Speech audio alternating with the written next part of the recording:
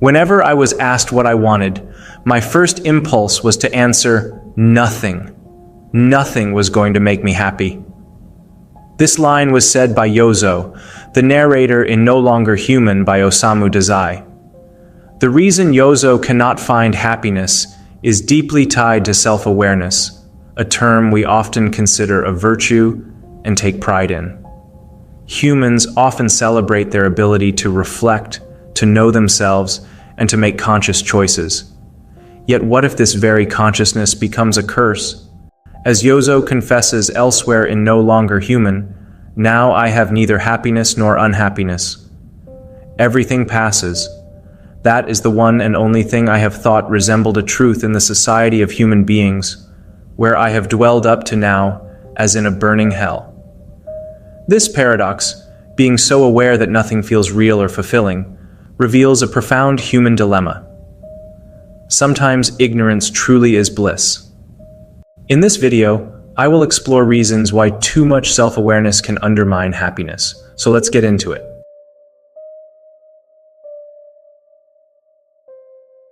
To be deeply self-aware is to live in constant confrontation with life's emptiness, pain, and the inevitability of death. The Romanian pessimist Emil Cioran saw consciousness not as a gift, but as a form of torture. He once wrote, "Consciousness is much more than the thorn. It is the dagger in the flesh."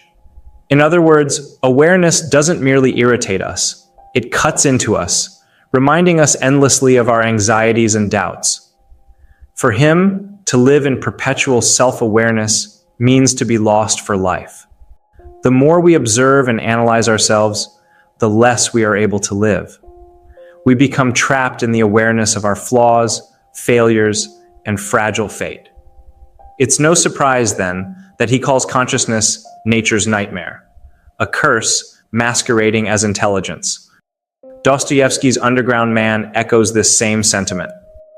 "I swear to you, sirs, that excessive consciousness is a disease, a genuine absolute disease," he declares in Notes from Underground. His suffering stems not from the world itself, but from his relentless overthinking. Every decision, every emotion is dissected until nothing remains but paralysis. Like Cioran, Dostoevsky understood that self-awareness magnifies pain. It transforms ordinary discomfort into existential agony. As Cioran observed elsewhere, humanity suffers more than animals or stones precisely because we know we are suffering, and we cannot escape that knowledge. In everyday life, this curse manifests as anxiety and despair. The self-aware person feels every ache too sharply, fears every possibility too vividly, and questions every choice too deeply. By contrast, ignorance provides a kind of mercy. "Better to be an animal than a man," Cioran wrote. Salvation? Whatever diminishes the kingdom of consciousness. A child, blissfully unaware of mortality or meaninglessness, sleeps peacefully. An adult, burdened with knowledge, often lies awake. The more we understand, the more reasons we find to worry. Cioran captures this longing for unawareness in one haunting line. "If we could sleep 24 hours a day, we would soon return to the primordial slime, the beatitude of that perfect torpor before Genesis, the dream of every consciousness sick of itself." When we dwell endlessly on our fears, failures, and fleeting joys, we lose touch with the simplicity of being alive. Like a dagger that never leaves the wound, consciousness keeps us bleeding. This is the first reason why too much self-awareness can drive happiness away. The more we think, the less we can simply be. But suffering is not only born from the weight of our own consciousness. Another powerful source of torment arises from the ever-watchful eyes of others, which I will explore next.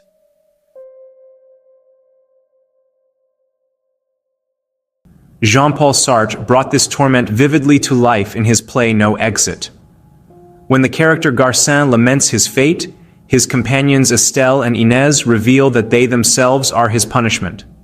Sartre's most famous line captures the idea perfectly. Hell is other people.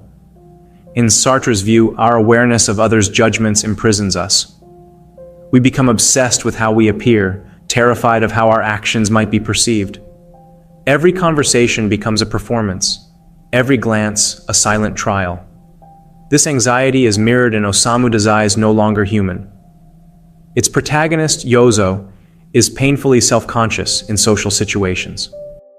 For someone like myself, in whom the ability to trust others is so cracked and broken, he confesses, I am forever trying to read the expression on people's faces. Yozo's constant need to interpret others' opinions leaves him unable to relax or connect. He even fears that someone might figure out his acting and expose his character. This relentless awareness of being watched makes him feel guilty, exposed, and unworthy. For Sartre, this is precisely the human condition. To live under the gaze of others is to live in a state of anguish. Dostoevsky's Underground Man offers another version of this torment. He obsesses over how others see him, measuring his worth against their approval or disdain. The more he recognizes social hierarchies and expectations, the more alienated he becomes. Eventually, he isolates himself entirely, insisting that he would rather not be taken seriously at all. Better to be dismissed as a fool than to face judgment as his true self. It's a dark kind of wisdom. Invisibility feels safer than authenticity. Sartre captures this mental torture perfectly through his character's despair. Trapped together for eternity, they cannot escape one another's gaze. One cries out, anything would be better than this agony of mind, this creeping pain that gnaws and fumbles and caresses one and never hurts quite enough. The torment comes not from physical pain, but from the ceaseless self-awareness that arises in the presence of others, the knowledge that one is constantly seen and evaluated. We lose authenticity because we are forever performing. In Sartre's hell, there is no need for red-hot pokers, only the unrelenting presence of other people's perceptions. The more we care about what others think, the less free and the less happy we become.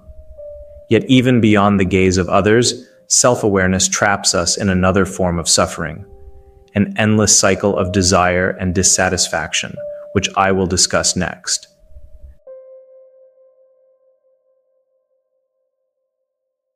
Self-awareness makes us painfully conscious of what we lack, and that awareness breeds endless longing. Someone less reflective might find contentment in simple pleasures, but an overly self-aware person is always planning, regretting, or worrying about what's next. This constant reflection leads to chronic dissatisfaction.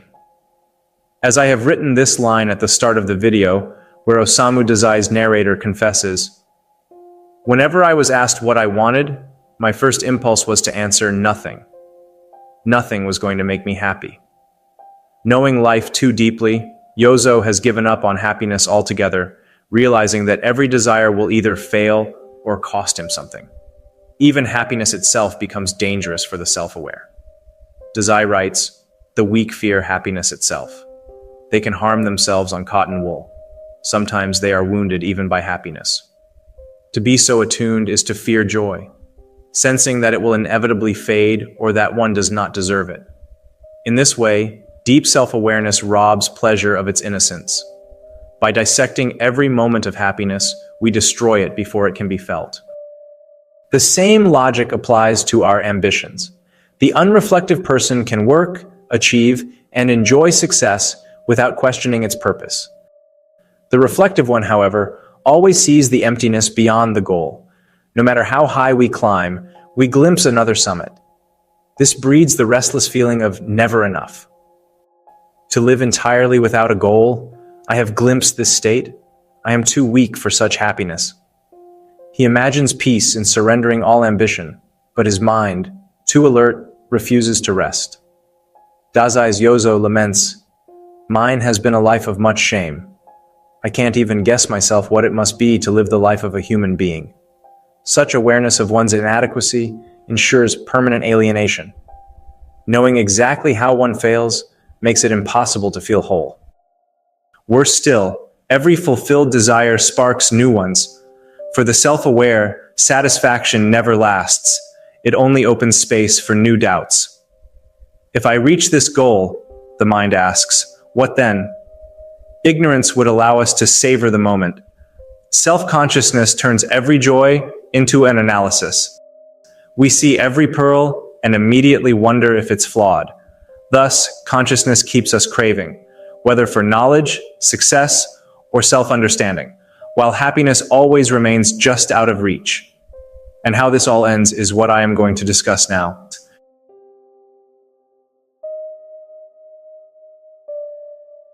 If consciousness itself is the source of suffering, perhaps the only peace lies in surrendering meaning. Viktor Frankl noted that modern life blurs the difference between usefulness and true dignity, breeding nihilism. Albert Camus similarly observed that when we believe in nothing, then everything is possible and nothing has any importance. When all meaning dissolves, so too does the weight of our suffering. The idea that ignorance is bliss echoes through these philosophies. Choran argues that all that seems valuable is merely the fruit of ignorance. If we knew nothing, he suggests, we would drift through life untroubled by guilt, purpose, or destiny. We are born to exist, not to know, he writes, implying that an unreflective life might be more natural, even more joyful. Dostoevsky's disease metaphor likewise implies that the only cure for excessive consciousness may be a return to simplicity or even oblivion. For Choran, the ultimate escape would be a kind of cosmic forgetting. If consciousness is a dagger, then only dulling the blade brings relief. He longs for the beatitude of that perfect torpor before Genesis, a state so innocent of self-awareness that existence becomes pure peace. Though literal unconsciousness or death is not a hopeful answer, it points toward a gentler solution, quieting the mind through simplicity, art, or companionship, easing the endless churn of reflection. This borders on nihilism, yet not necessarily despair. Camus taught that even in an absurd universe, one can still live honestly and defiantly. If life has no inherent meaning, then living without one's own self-torment becomes an act of courage. As Samuel Beckett famously put it, "I can't go on, I'll go on." The refusal to surrender, even in meaninglessness, is its own kind of victory. In the end, the path to peace may lie not in knowing more, but in knowing less. It means silencing the relentless why that shadows every moment. Nietzsche once advised that we should occasionally lock up our truths, allowing life to unfold without dissection. Perhaps, as Choran and Dostoevsky both suggest, the key to happiness is simply this: stop staring so hard into the mirror. What we seek may exist only when we stop trying to see it.